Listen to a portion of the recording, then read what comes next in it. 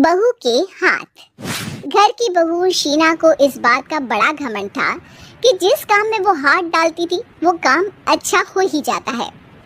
शीना की हर बात में हाथ का इस्तेमाल जरूर होता था।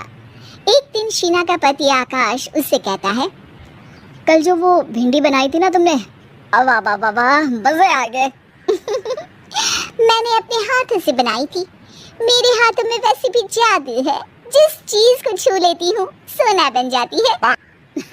अब ये थोड़ा ज्यादा हो रहा है।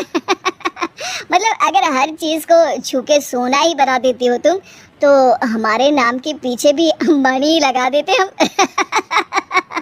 चुप रहो, मुंह पे हाथ रख लो, कुछ भी बोलते रहते हो। शीना की सास बगिया से पूजा के लिए फूल चुन रही थी। सुंदर, अति सुंदर, कितने प्यारे गुलाब के फूल हैं। भगवान जी खुश हो जाएंगे। मैंने अपने हाथों से जो पौधा लगाया था, मेरे हाथों की कोई भी चीज बेकार नहीं जाती। हाँ बेटा, सही कह रही है। इसीलिए तो तुम्हारे पिताजी से मैंने अपने बेटे के लिए तुम्हारा हाथ मांगा था। और उन्होंने हाथों हाथ में मेरा हाथ आपकी बेटी के हाथ में दे भी दिया था। हाँ बेटा, वो तो है, पर मुझे ये बता, तू ये हर बात में हाथ क्यों बीच में लेकर आती है? माँ जी, पंडित जी ने हाथ मेरा देखकर नैनीताल में कहा था कि मेरे हाथ जगन्नाथ हैं। मेरे हाथों से कभी कोई काम नहीं बिगड़ेगा, तो मेरे हाथों की तारीफ तो मुझे करनी पड़ेगी ना। हाँ, ठीक ही कह रही हो वैसे। तो मिलाओ हाथ इसी बात पर। शीना को न सिर्फ इस बात पे गर्व था कि उसके हाथ से सब अच्छा होता है, बल्कि घर के सारे काम भी वो पहले अपने हाथ से करती, फिर कोई दूसरा उन कामों को कर पाता। एक दिन शीना कपड़े धो रही थी। अरे घर में वॉशिंग मशीन है तो सही, खुद क्यों थक रही हो? कपड़े पहले मेरे हाथ से धुलेंगे, फिर वॉशिंग मशीन से। पहले हाथ की सफाई, फिर मशीन की धुलाई। अगर आज डाकू गब्बर सिंह होता ना, तो वो ये हाथ मुझे दे दे ठाकुर, तुमसे जरूर कहता, और मैं तो दिलवा भी देता तुम्हारे हाथ।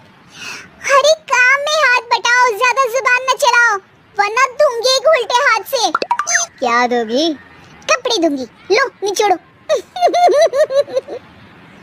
ऐसे ही एक दिन, अरे बहू, ये सोफे पर चढ़कर हाथ से पंखा क्यों घुमा रही हो? माँ जी, क्योंकि मेरे हाथ से घूमेगा तो ज्यादा अच्छे से हवा देगा।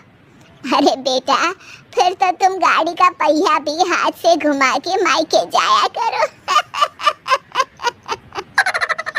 एक बार आकाश ने घर पर कार लाने की बात छेड़ी। माँ, सोच रहा हूँ कि एक कार लेकर आता हूँ। ले बेटा, क्यों नहीं? अरे पैसे हो तो हवाई जहाज भी ले लेना। हाँ, पैसा तो हाथ का मेल है, ले लेते हैं। इस हाथ पैसे देंगे, उस हाथ कार ले लेंगे। मुझे तो लगता है कि बहू कार भी अपने हाथों से धक्का लगाकर घर लाएगी। वो तो नहीं करूंगी, लेकिन सबसे पहले स्टीयरिंग पर हाथ मैं ही लगाऊंगी, ताकि गाड़ी का आना शुभ हो। अरे घर ले आने तो दो, फिर हाथ लगा लेना। लेकिन शीना नहीं मानती। अगले दिन ही सब कार लेने जाते हैं। शीना सेल्समैन से कहती है, भैया ये कार बहुत पसंद है, पैक कर दो। अरे ओ भगवान, 2 मीटर कपड़ा नहीं है जो पैक करवा ले, जरा चला कर तो देखने दो। यस सर, बिल्कुल, टेस्ट ड्राइव कीजिए ना। अरे नहीं, सबसे पहले मैं हाथ लगाऊंगी गाड़ी को, मेरे हाथ अच्छे हैं। अरे यार, हाथ तो मैं भी धोता ही हूँ, और आजकल तो सैनिटाइजर से भी धोता हूँ। मेरे काम में हाथ ना अड़ाओ। अरे टांग ना अड़ा होता है भाग्यवान, हाथ नहीं। शीना ड्राइविंग सीट पर बैठ जाती है और आकाश उसे गाड़ी के फंक्शन समझाता है। देखो शीना, ध्यान रखना, ये है स्टीयरिंग, इसे राइट लेफ्ट जाएंगे, ये है एक्सेलरेटर, इससे स्पीड कंट्रोल कर सकते हैं, और उसी के पास में है ब्रेक, जो तुम्हारी जुबान में शायद मिसिंग है। ठीक है, ज्यादा भी सिखाने की जरूरत नहीं है। मेरी माँ तो कहती है कि मैं अगर अपनी शुभ हाथ लगा दूं तो जग घूम जाए, तो ये स्टीयरिंग क्या चीज है? शीना गाड़ी स्टार्ट कर देती है और स्टीयरिंग को घुमाते हुए एक्सेलरेटर पर धीरे से पैर रखती है, और शोरूम के बाहर के एरिया में ही गाड़ी घूमने लगती है, जहाँ दूसरी गाड़ियाँ भी रखी हैं। देखा मेरे हाथों का कमाल। अब ब्रेक दबा दो, आगे गाड़ी है। शीना आगे गाड़ी देखकर घबरा जाती है और पाँव गलती से एक्सीलरेटर पर पड़ जाता है। कार आगे खड़ी एक बड़ी गाड़ी में घुस जाती है। दोनों कार से उतरते हैं। सेल्समैन भागते हुए आता है।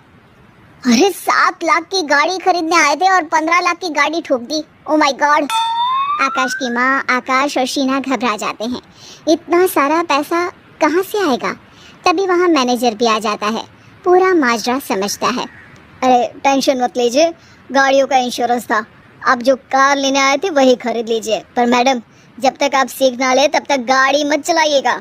अभी तो आपने गाड़ी बस ठोकी है, जिसका बीमा भी था, लेकिन सड़क पे चलते हर इंसान का बीमा नहीं होता। अरे मेरे हाथों से छुप भी गया ना तो उसकी जिंदगी बन जाएगी, और अगर चला भी गया तो स्वर्ग ही पाएगा। मैनेजर साहब, मेरे हाथ में कोई दिक्कत नहीं है, वो तो बस पाँव गलत जगह पर चला गया था।